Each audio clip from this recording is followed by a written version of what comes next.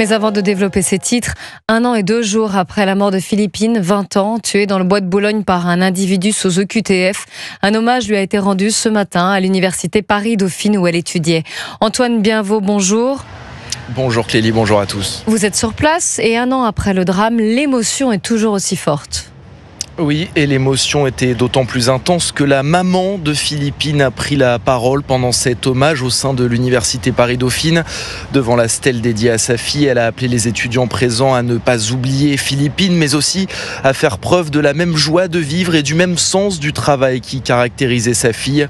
Un moment forcément poignant auquel a assisté Marie-Lise Guiban, étudiante en master et responsable du syndicat uni à Dauphine. Il y avait une ambiance particulièrement lourde et en même temps c'est extrêmement important pour nous de dire qu'on n'oublie pas Philippine, on n'oublie pas ce qu'elle a vécu et qu'on ne veut plus jamais que ça se reproduise, on ne veut plus jamais qu'une jeune fille de 19 ans pleine de vie meure tuée par un homme qui lui était déjà connu comme étant dangereux. Et c'est ça vraiment qu'on veut dire et que Philippine restera toujours dans nos mémoires pour toujours.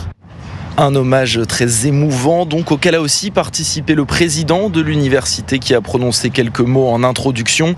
Des notes de piano et de violon ont aussi résonné pour clore l'hommage au sein de cette université que l'on sent encore très marquée par le drame.